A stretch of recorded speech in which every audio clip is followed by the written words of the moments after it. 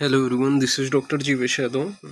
तो most expected 60 जो topic हैं वो अपन यहाँ पे सीरीज़ कंटिन्यू कर रहे थे और इसी कंटिन्यू करते हुए इसी सीरीज़ को हम लोग AIPGT 2025 के लिए 43 नंबर का जो टॉपिक है वो आज हम लोग डिस्कस करेंगे। स्टार्ट करते हैं। तो आज का जो लेक्चर है वो ज्वर का जो टॉपिक है वो बहुत इंपॉर्टेंट है। ठीक है, इसमें चिकित्सा एंड निदान दोनों को ही अपने को देखना है। तो स्टार्ट करते हैं। तो पहले कौन से इंपॉर्टेंट पॉइंट है वही चीज़ों को मैं यहाँ पे बताऊंगा। तो पहले तो निदान बताया गया है। ज्वर का निदान क्या है? तो हेतु निमित्त आयतन कर्ता कारण प्रत्यय समुत्थान निदान मित्य अर्थांतरम। ठीक है, तो ये जो है आपका निदान का क्या बताया गया है, पर्याय बताया गया है। क्या क्या बोलते हैं? तो हेतु बोला गया है, निमित्त बोला गया है, आयतन बोला गया है, कर्ता बोला गया है, कारण बोला गया है, प्रत्यय बोला गया है, समुत्थान। ये सभी क्या है आपके निदान के ही पर्याय हैं। तो ये आपको याद रखना है, हेतु निमित्त आयतन कर्ता कारण प्रत्यय समुत्थान। क्वेश्चन ये पूछा जाता है कि आचार्य चरक के अनुसार निदान ज्वर का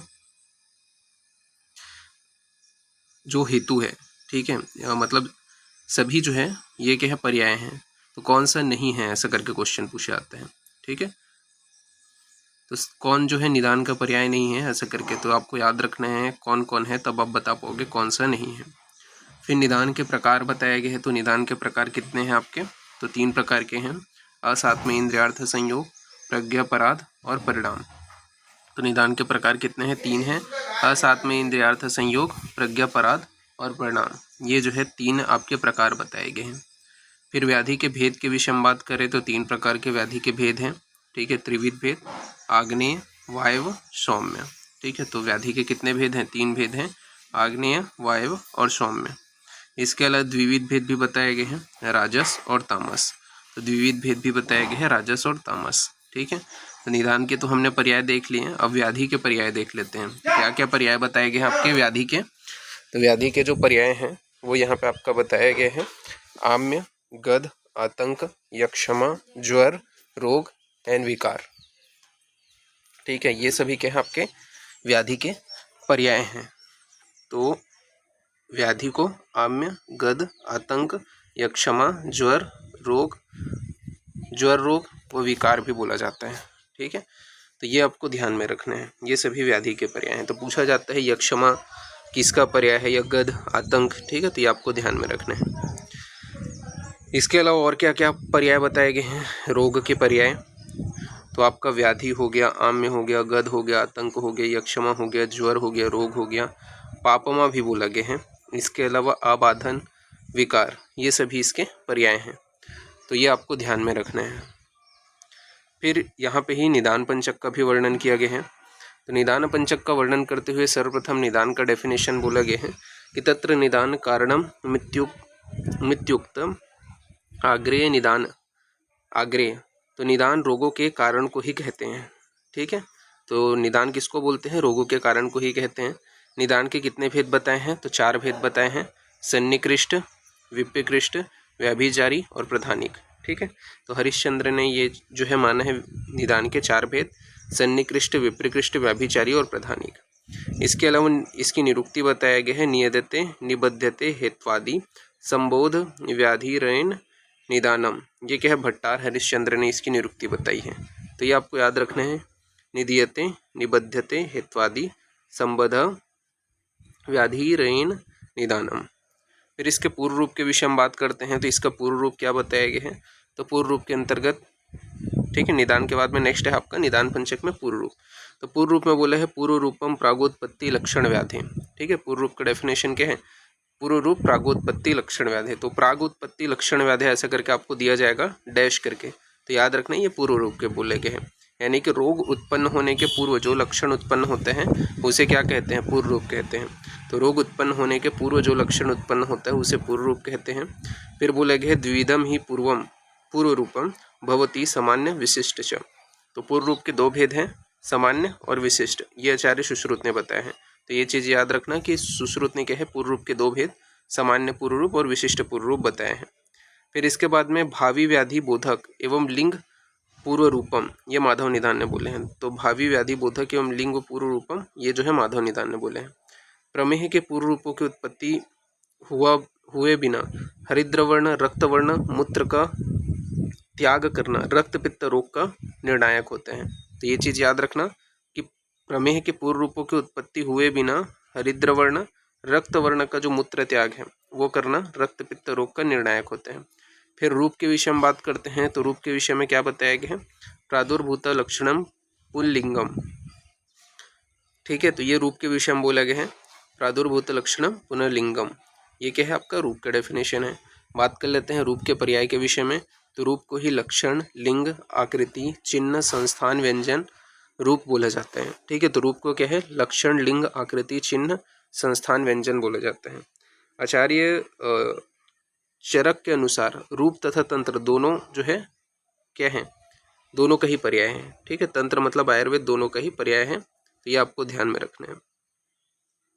फिर उपशय के विषय में बात करते हैं। तो उपशय के विषय में बताया है, उपशय पुनर्हेतु व्याधिर विपरीता नाम व्याधि विपरीतार्थकारी नाम च औषधर विहाराणाम मुपज्ञते सुखानुबंधनम। ठीक है, ये किसके विषय में बोला गया है आपका? तो ये जो है आपका उपशय के विषय में बोला गया है। ठीक है, बात करें उपशय के विषय में तो इसके टोटल चक्रपाणि ने 18 भेद बताए हैं। ठीक है, चरक ने 6 भेद बताए हैं। कौन से हैं? तो हेतु विपरीत, व्याधि विपरीत, हेतु व्याधि उभय विपरीत, हेतु विपरीतार्थकारी, व्याधि विपरीतार्थकारी, हेतु व्याधि उभय विपरीतार्थकारी। ठीक है, अब इसको औषध, अन्न, आहार, विहार ऐसा करके डिवाइड करके चक्रपाणि ने टोटल जो है 18 आपके उपशय के भेद बताए हैं। ठीक है, अब इसमें से एग्जाम्पल से ही क्वेश्चन पूछा जाता है। पर्टिकुलरली कोई एक उपशय को आपको दे दिया जाएगा और क्वेश्चन पूछा जाएगा ये किस उपशय का एग्जाम्पल है। ठीक है, तो सबसे पहले हेतु विपरीत औषध के विषय में बात करते हैं। तो हेतु विपरीत औषध का एग्जाम्पल क्या बताया गया? तो शीत, कफत, ज्वर में शुंठी आदि उष्ण औषध का सेवन करना।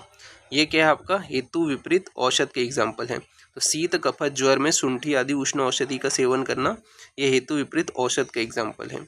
इसी प्रकार हेतु विपरीत अन्न का एग्जाम्पल क्या है? तो हेतु विपरीत अन्न के एग्जाम्पल में बताया गया है कि श्रम व वातजन्य ज्वर में मांस, रस एवं भात का प्रयोग करना। तो श्रम एवं वातजन्य ज्वर में मांस, रस एवं भात का प्रयोग करना, ये क्या है आपका? हेतु विपरीत अन्न है। इसके अलावा हेतु विपरीत विहार के अंतर्गत यहाँ पे आपका एग्जाम्पल बताए गए हैं कि दीवा स्वप्न से उत्पन्न कफत ज्वर में रात्रि जागरण करना। ये क्या है आपका? हेतु विपरीत विहार का एग्जाम्पल है। तो दीवा स्वप्न से उत्पन्न ज्वर में दीवा स्वप्न से उत्पन्न कफ में रात्रि जागरण करना। ठीक है, तो दीवा स्वप्न से उत्पन्न कफ में रात्रि जागरण करना, तो ये क्या है? हेतु विपरीत विहार का एग्जाम्पल है। इसी प्रकार व्याधि विपरीत औषध के एग्जाम्पल क्या है? तो अतिसार में स्तंभनार्थ पूटच का प्रयोग करना। ठीक है, तो ये क्या है? व्याधि विपरीत औषध के एग्जाम्पल है।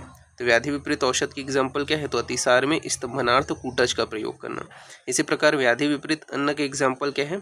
तो अतिसार में स्तंभनार्थ मसूर का प्रयोग करना। तो व्याधि विपरीत अन्न का एग्जाम्पल क्या है? तो अतिसार में स्तंभनार्थ मसूर का प्रयोग करना। इसी प्रकार व्याधि विपरीत विहार का एग्जाम्पल यहाँ पे बताया गया है कि उदावर्त में प्रवाहन करना। तो व्याधि विपरीत विहार का एग्जाम्पल क्या है? तो उदावर्त में प्रवाहन करना। तो ये चीज़ यहाँ पे बताया गया है। फिर हेतु व्याधि उभय विपरीत, तो हेतु व्याधि उभय विपरीत के अंतर्गत बताया गया है। औषध के विषय में बात कर लेते हैं। तो हेतु व्याधि उभय विपरीत औषध में बताया गया है कि वातिक शोथ में वातहर व शोथहर दशमूलक का प्रयोग करना। तो वातिक शोथ में वातहर व शोथहर दशमूलक का प्रयोग करना, ये क्या है आपका? हेतु व्याधि उभय विपरीत औषध है।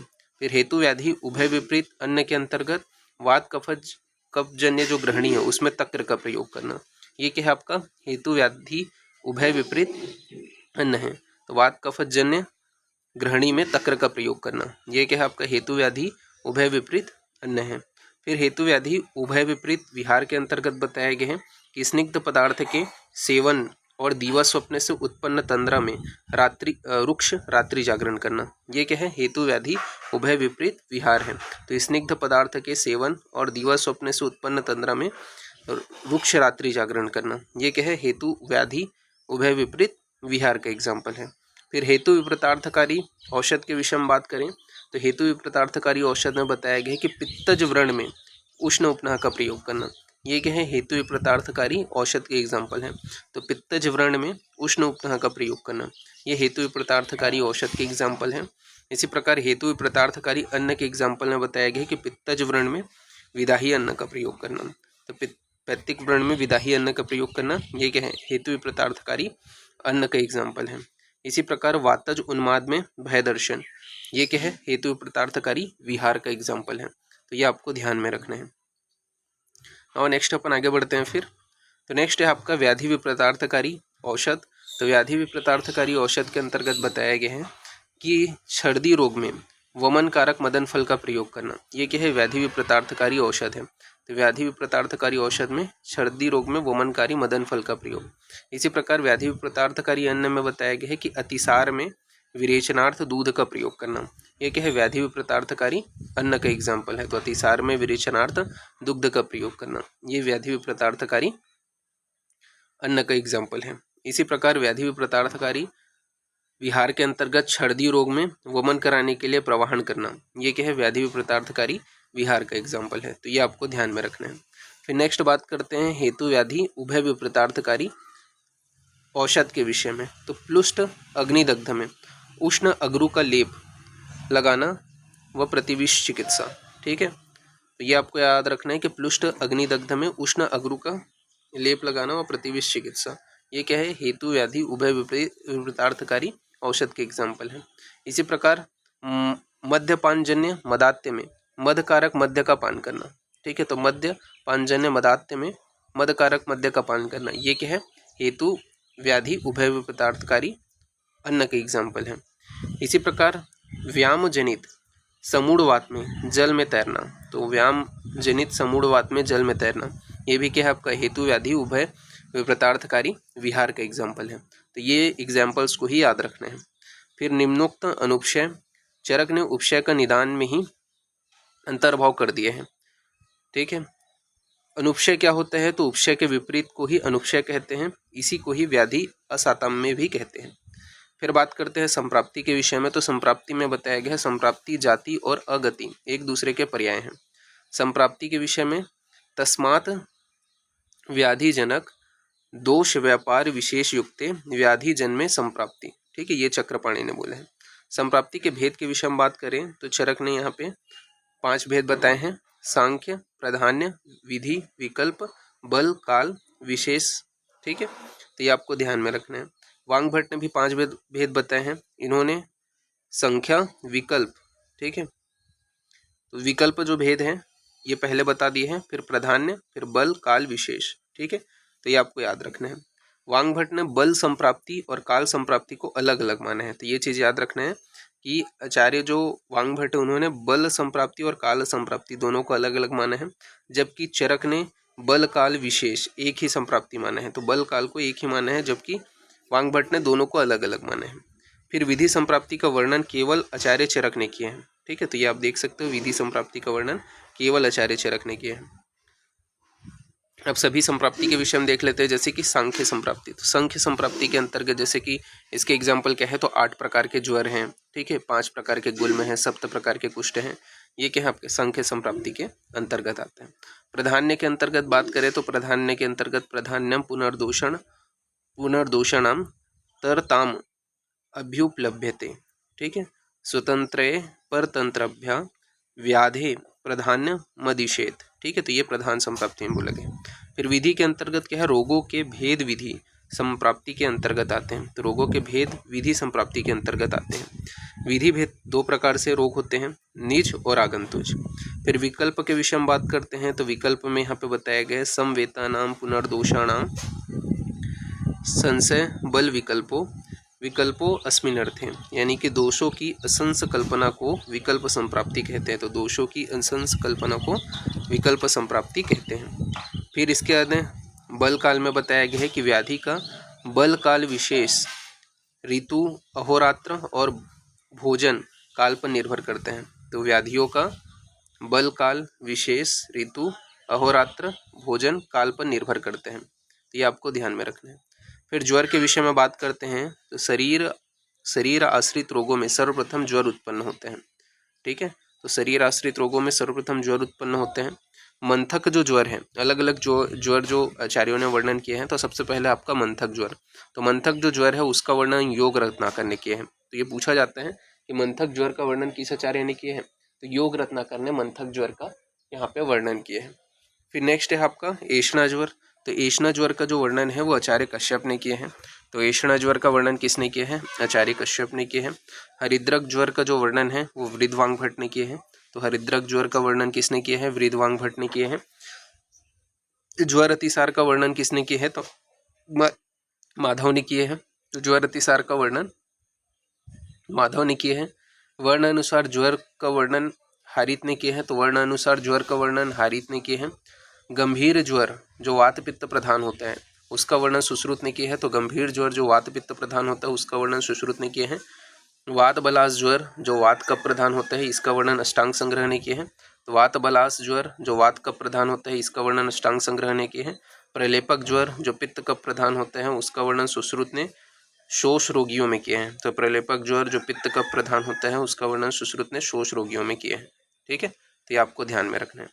फिर ज्वर के 8 कारण बताए गए हैं। कौन सा वातज, पित्तज, कफज, वात पित्तज, वात कफज, पित्त कफज, सन्निपातज और अगंतुज। तो ज्वर के कितने कारण हैं, 8 हैं। वात पित्त कफ, वात पित्तज, वात कफज, पित्त कफज, सन्निपातज और आगंतुज। फिर ज्वर की प्रकृतियों के विषय में बात करते हैं। तो ज्वर की कितनी प्रकृति बताई है आचार्य चरक ने, तो 8 प्रकृति बताई है। तो इत्यष्ट विधा ज्वर प्रकृति। फिर ज्वर के भेद के विषय में बात करें तो 2 भेद हैं, निज और आगंतुज। ये 2 भेद बताए गए हैं ज्वर के। फिर ज्वर की उत्पत्ति में रस व स्वेद वह दोनों स्रोतस अवरुद्ध होते हैं। तो ज्वर की उत्पत्ति में रस व श्वेद वह दोनों स्रोतस जो है वो क्या है आपके अवरुद्ध होते हैं। फिर घनात्य जो है वो आपका शरद ऋतु के लिए बोला गया है, हिमात्य वसंत ऋतु के लिए, तपात्य जो है वो प्राविट ऋतु के लिए, घर्मकाले ग्रीष्म ऋतु के लिए, घर्मांत्य जब बोला जाए तो वर्षा ऋतु के लिए। तो घर्मकाले ग्रीष्म और घर्मांत्य वर्षा ऋतु। ठीक है। फिर भाव प्रकाश के अनुसार घर्म जो है वो श्वेत का प्रकार है, तो ये भी ध्यान में रखना। फिर वातज ज्वर के लक्षण के विषय में बात करते हैं, क्या क्या लक्षण आपको देखने को मिलेगा वातज ज्वर में। तो यहाँ पे आपका वातज ज्वर के अंतर्गत जो लक्षण बताए गए हैं, विषामारंभ, विसर्गत्वम, जरणते, दीवाशंते, निशांते, घर्मांते व ज्वरस्य अभिवृद्धि, परुषम अरुण वर्ण, नख नयन वदन मूत्र पुरीश त्वचा अत्यर्थ, तृप्ति भावश्य, पादियो सुप्त, पिंडिकोद्वेष्ट, स्वप्न कर्णयो, संख्यो निस्तोद। ठीक है, तो यहाँ पे आपका ये सारे जो लक्षण है वो आपको देखने को मिलेगा। तो विषम आरंभ हो गया, ठीक है, जरने दीवासंते, ठीक है, निशांते, घरमंते। इसके अलावा आपका अरुण वर्ण का नख नयन वदन मूत्र पुरीश त्वचा, ये आपको देखने को मिलेगा। इसके अलावा आपका क्लिप्त भावश्य, पादियो सुप्तता, पाद में सुप्तता। इसके अलावा पिंडिकोद्वेष्ट, स्वनश्य कर्णयो, ठीक है, तो स्वनश्य कर्णयो ये आपको देखने को मिलेगा। संख्यो निस्तोद, तो ये आपके वातज ज्वर का लक्षण है, तो ये आपको ध्यान में रखना है। इसके अलावा कसायता हो गया, आस्य वैरस्यता हो गया, पिपासा हो गया, हृदग्रह हो गया, शुष्क छर्दी हो गया, शुष्क कास। इसके अलावा अन्न रस खेद, प्रसेक आरोचक अविपाक। तो प्रसेक आरोचक अविपाक, श्रम भ्रम प्रलाप प्रजागरण रोमहर्ष दंतहर्ष, ठीक है, उष्ण अभिप्राय। तो ये सभी जो है आपके वातज ज्वर का लक्षण है, तो ये आपको ध्यान में रखना है। फिर बात करते हैं पित्तज ज्वर के लक्षण के विषय में। तो पित्तज ज्वर में क्या क्या देखने को मिलते हैं ज्वर के लक्षण में, तो युगपदेव केवलम शरीरम ज्वरस्य अभ्यागमन अभिवृद्धि, भुक्तस्य विदः काले मध्यम दिनांते अर्धरात्रे शरदी। ठीक है, तो ये आपको याद रखना है कि यह प्रमुख रूप से कौन से अवस्था में आपको देखने को मिलता है। ठीक है, तो यहाँ पे आपको सबसे पहले तो युगपद देव केवलम शरीरम, ठीक है, ये यहाँ पे बोला गया है।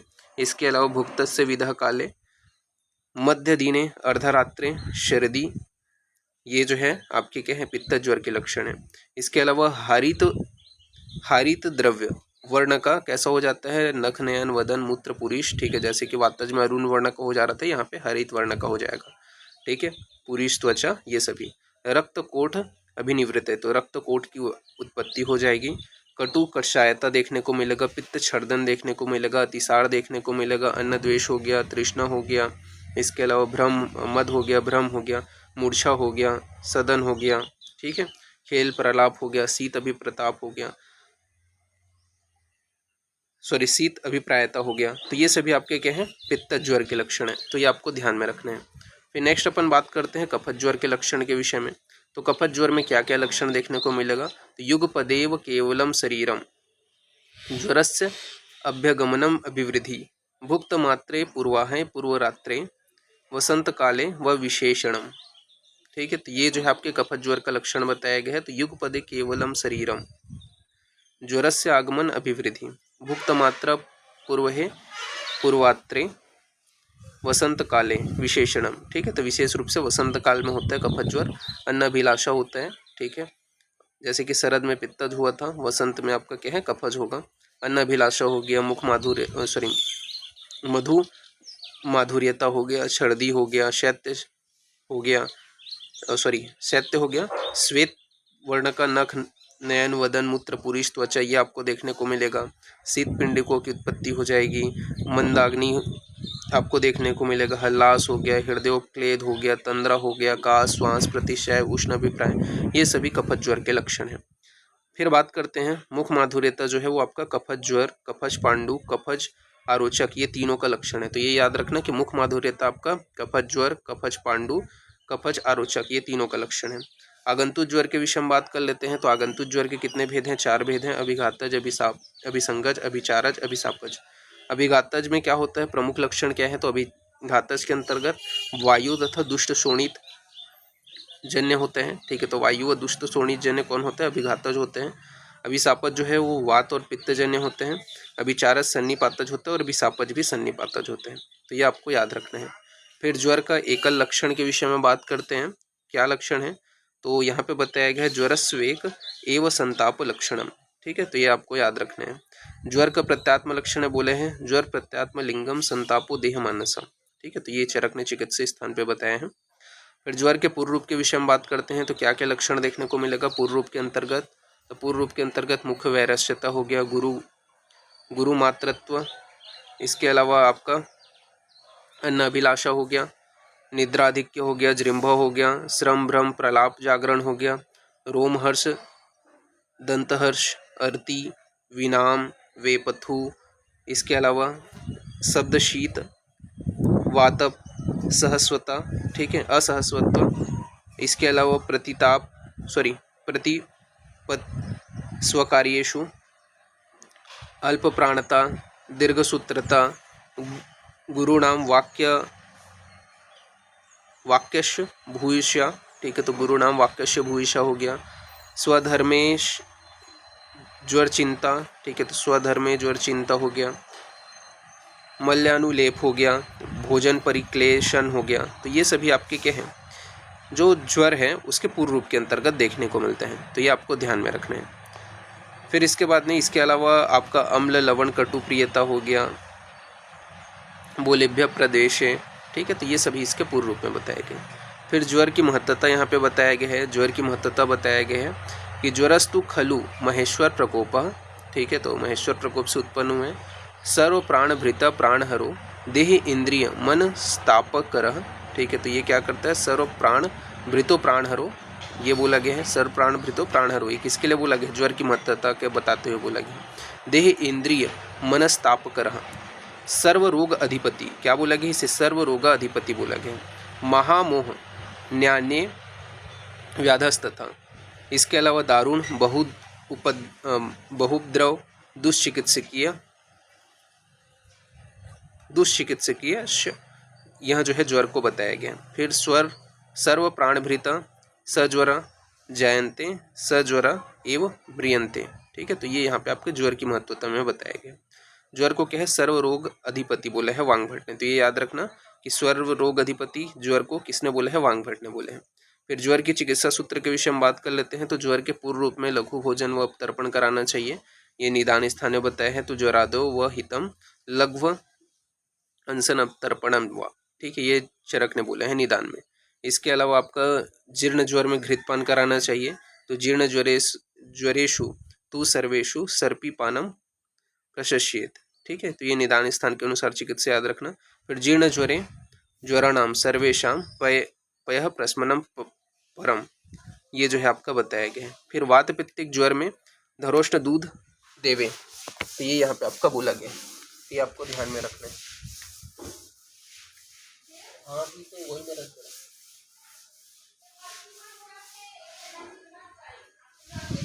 हूँ।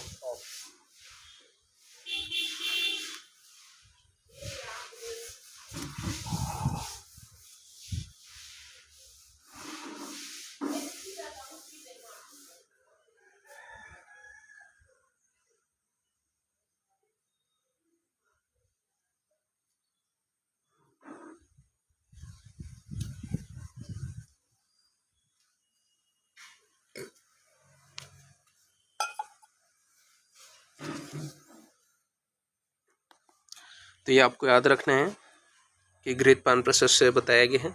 जीर्ण ज्वराणाम सर्वेषां पय प्रशमने परम। फिर वात पित्तिक जो ज्वर होता है उसमें धरोष्ण दूध देने के लिए बोला गया है। घृत की उपयोगिता बताते हुए यहाँ पे आपका बोला गया है कि स्नेह वात संयति शैत्यपित्त नियच्छति घृतम तुल्य गुणा दोष संस्कारस्य जयते कफम नान्य स्नेहस्त कश्चित् संस्कार अनुवर्तने यथा सर्पितः सर्पी सर्व स्नेह उत्तमम। ठीक है, तो ये आपका घृत की उपयोगिता बताते हुए बोला गया। फिर स्निग्धता के कारण ये क्या है, वात का शमन करते हैं। शीतवीर्य होने से पित्त का शमन करते हैं।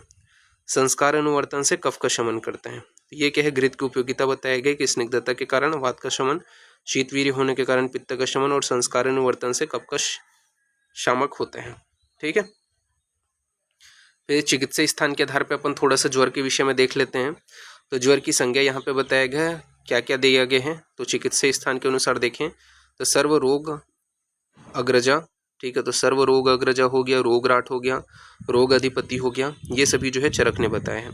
इसके अलावा सुश्रुत ने क्या बोले हैं, तो रोगनिक कराट हो गया, रुद्रकोप अग्निशंभुआ रुद्रकोप अग्निशंभुता सर्वभूता सर्वविकाराणाम राजा। ठीक है, तो ये जो है सुश्रुत ने बताया है। वांग भट्ट ने क्या बोले हैं, तो रोगपति पापमा मृत्यु ओजस क्रोध अंतक।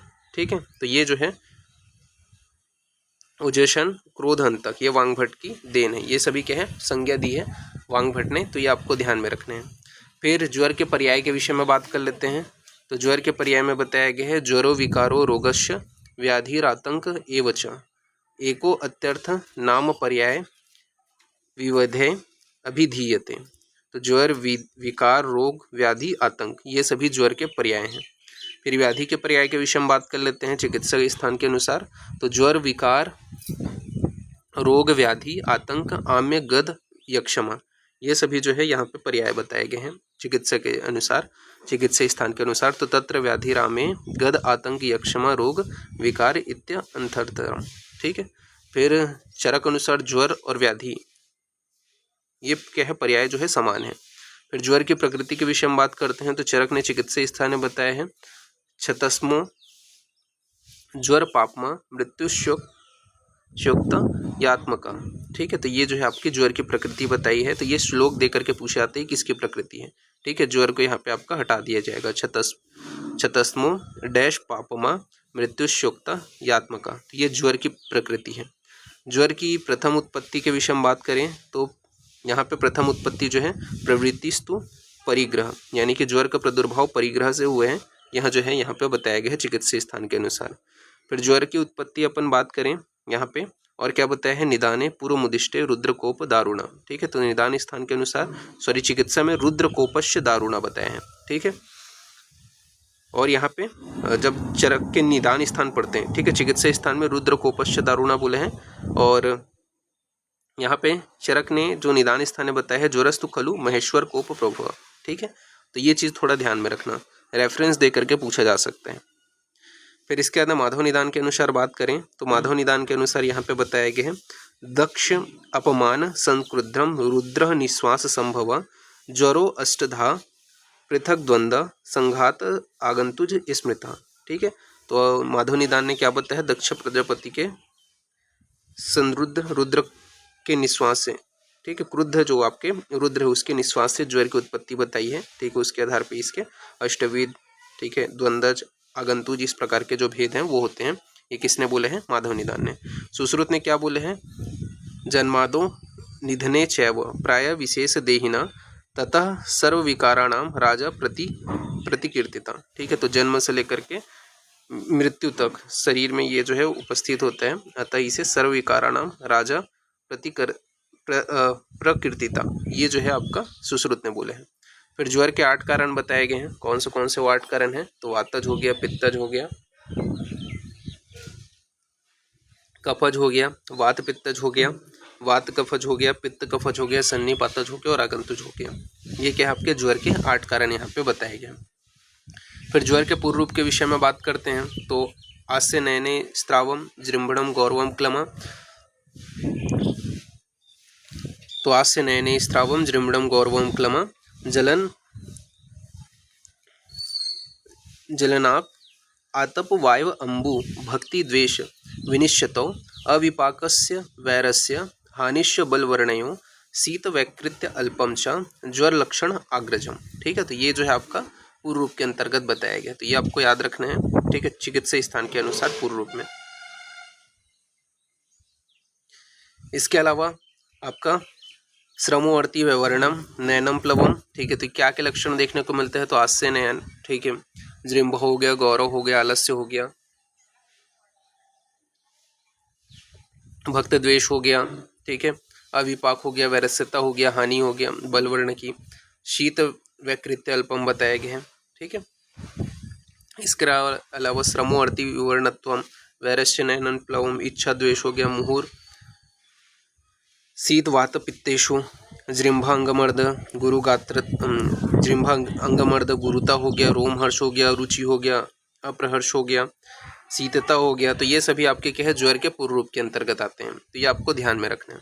सामान्य पूर्व रूप के अंतर्गत विशिष्ट पूर्व रूप में बताया है, सामान्यतो विशेष जृंभ अत्यर्थ समीरणम पित्तांत नयनो दाह कफान्य अभिनंदनम। ठीक है, तो ये आपका विशेष पूर्व रूप के अंतर्गत सुश्रुत ने बताया। तो जृंभ की उत्पत्ति होना, ठीक है, पित्त के कारण नयनों में दाह होना, कफान्य अभिनंदन, ये जो है सुश्रुत ने बताया है विशिष्ट पूर्व रूप ज्वर का। फिर वातज ज्वर का क्या लक्षण है, तो वातज ज्वर में जृंभा, पित्तज ज्वर में नयन दाह और कफज में क्या है, अरुचि की उत्पत्ति होती है। तो वातज में जृंभा, ठीक है, पित्तज में नयन में दाह और कफज में अरुचि की उत्पत्ति होती है। इसी प्रकार ज्वर का अधिष्ठान के विषय में बात करें तो ज्वर का जो अधिष्ठान है केवलम समनस्करम चर ज्वर अधिष्ठान मुचेत। ठीक है, तो मन सहित संपूर्ण शरीर ज्वर का अधिष्ठान है। तो मन सहित संपूर्ण शरीर क्या है आपके, ज्वर का अधिष्ठान है। ज्वर का प्रत्यात्म लक्षण के विषय में बात कर लेते हैं।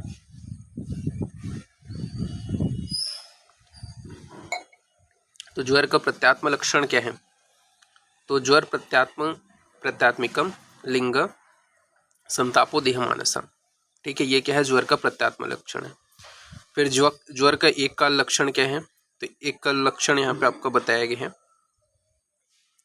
ज्वरस्त्वेक एक संताप लक्षणम। ठीक है, तो ये आपको ध्यान में रखना है। फिर ज्वर की संप्राप्ति में बताया गया है यहाँ पे मिथ्याहार विहारभ्य दोषा अमाशय आश्रया बहिर्निरस्य कोष्ठाग्नि ज्वरदा सुरसानुगत। ठीक है, ये माधव निदान ने संप्राप्ति बताया है ज्वर का। फिर ज्वर के सामान्य लक्षण के विषय में बात कर लेते हैं। तो स्वेद अवरोध का हो जाना, संताप होना, सर्वांग ग्रहण होना, ठीक है, विकार युग युपगस्मित ज्वर सा परिकर्तिता। ठीक है, तो ये ज्वर का सामान्य लक्षण है। फिर स्वेदावरोध में बताया गया है कि ज्वर का प्रतीकात्मक लक्षण है, लेकिन पित्त ज्वर में मेदोगत ज्वर में नहीं है। ठीक है, तो ये जो है स्वेदावरोध जो है ज्वर का प्रतीकात्मक लक्षण है, लेकिन पित्त ज्वर व मेदोगत जो ज्वर है उसमें यह जो है प्रतीकात्मक लक्षण नहीं है। तो ये आपको ध्यान में रखना है। फिर ज्वर के भेद के विषय में बात करें तो चरक ने 2 भेद बताए हैं। ठीक है, सुश्रुत वांगभट ने 8 भेद बताए हैं, षडंगधर ने 25 भेद बताए हैं और अथर्ववेद में ज्वर के 25 भेद बताए गए हैं। कौन से 8 भेद हैं, तो वातज, पित्तज, कफज, वात पित्तज, वात कफज, पित्त कफज, सन्निपातज और आगंतुज, ये जो है आपके ज्वर के 8 भेद हैं। ज्वर के द्विविध भेद के विषय में बात करें तो विधि भेद से 2 भेद कौन से हैं, तो शारीरिक और मानसिक। तो विधि भेद से 2 भेद शारीरिक और मानसिक हो गए। पुनः द्विविध भेद से सौम्य और आग्नेय, ठीक है। निमित्त भेद से बात करें तो निमित्त भेद से प्राकृतिक और वैकृतिक। इसके अलावा अपन बात करें वेग की दृष्टि से तो अंतर्वेग बहिर्वेग, चिकित्सा की दृष्टि से साध्य और असाध्य, ठीक है। तो ये क्या है, ज्वर के आपके द्विविध भेद बताए गए। फिर दोष काल बल अबल अनुसार, तो दोष काल बल अबल के अनुसार अपन बात करें तो कौन से हैं, संतत, सतत, अन्य दूषक, तृतीयक और चतुर्थक, ठीक है। तो दोष काल बल अबल के अनुसार संतत, सतत, अन्य दूषक, तृतीयक, चतुर्थक, ये जो है आपके क्या है, ज्वर के प्रकार हैं। फिर धातुगत आश्रय भेद से 7 हैं। तो धातुगत आश्रय भेद से 7 कौन से हैं, तो रसगत, रक्तगत, मांसगत, मेदगत, अस्थिगत, मज्जागत, शुक्रगत, ठीक है। तो रस, रक्त, मांस, मेद, अस्थि, मज्जा, शुक्र, ये जो है धातुगत आश्रय भेद से हैं। धातुगत अवस्था के विषय में बात करें तो धातु भेद वाले जो रोग हैं वो कौन है, ज्वर, कुष्ठ, मसूरिका, ठीक है। तो ज्वर, कुष्ठ, मसूरिका, ये जो है आपके धातुगत अवस्था के आधार पे रोग हैं। फिर मानस ज्वर के लक्षण के विषय में बात करें तो मानस ज्वर के लक्षण बताए गए हैं वैचित्यम, अर्ति ग्लानि, तो वैचित्य होना, अर्ति ग्लानि का होना, मन संताप व इंद्रिय में वैकृत्य आना, ठीक है। ये क्या है, मानस ज्वर का लक्षण है। फिर योग वह परम वायु, तो आग्नेय जो ज्वर होते हैं वो क्या है, वात पित्त प्रधान होता है। सौम्य जो ज्वर होता है वो वात कफ के संदर्भ में कहा गया है, ठीक है। तो ये आपको ध्यान में रखना, आग्नेय ज्वर वात पित्त प्रधान, सौम्य ज्वर वात कफ होता है, ठीक है। फिर इसके अंदर अंतर्वेगी ज्वर के लक्षण के विषय में बात करते हैं। तो अंतर्वेगी ज्वर के क्या क्या लक्षण बताए गए हैं, तो अंतर्दाहो, अति तृष्णा, ठीक है। तो अंतर्दाह होना, अधिक तृष्णा का होना, प्रलाप, इसके अलावा ससुनन भ्रम, ये जो है आपका अंतर्वेगी ज्वर का लक्षण है।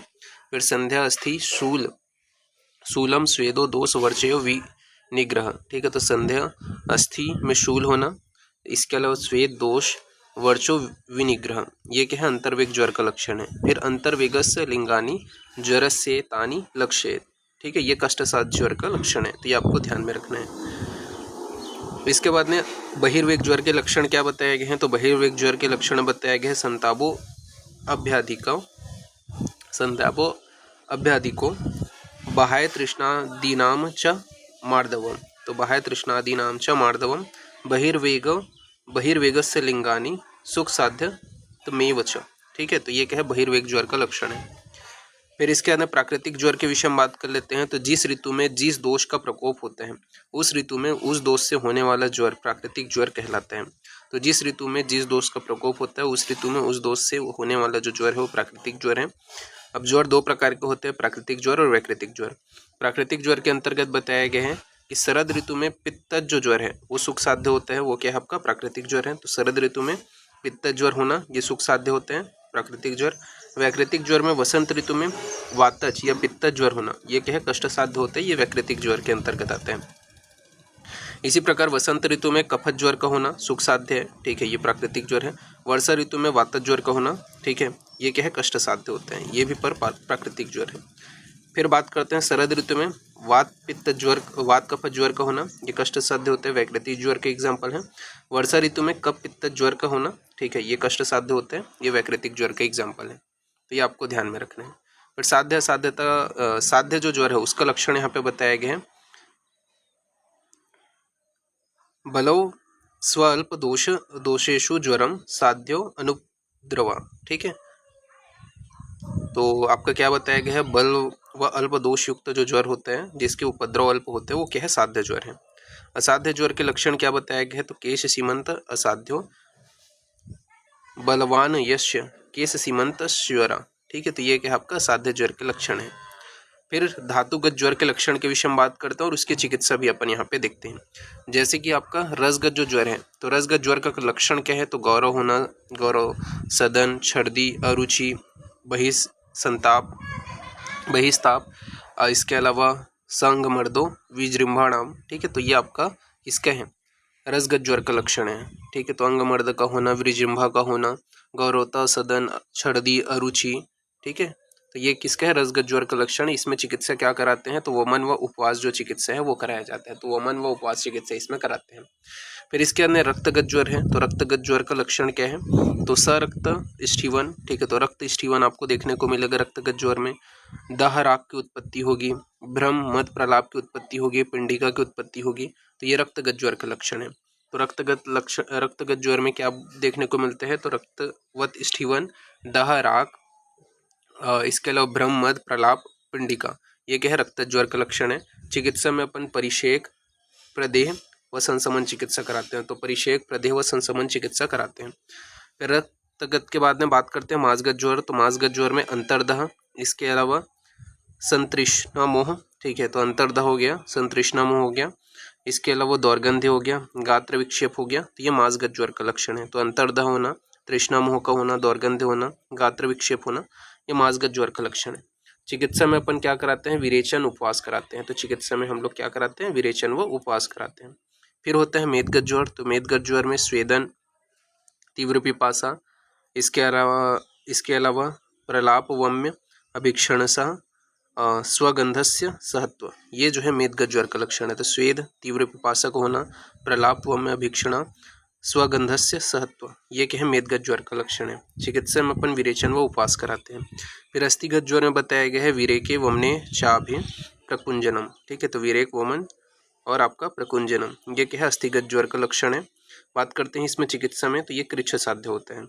फिर मज्जागत ज्वर का लक्षण क्या है, तो हिक्का, श्वास, कास, तमादर्शन, इसके अलावा मर्म छेदन, बहिर्शैत्य, दाहो अंतश्य, ठीक है, तो ये क्या है आपका मज्जागत ज्वर का लक्षण है। तो हिक्का, श्वास, कास, तमादर्शन, मर्मच्छेदो, बहिर्शैत्य, दहोश्य अंतश्यव, ये क्या है मज्जागत ज्वर का लक्षण है, ये भी क्या है, कृच्छ साध्य होता है।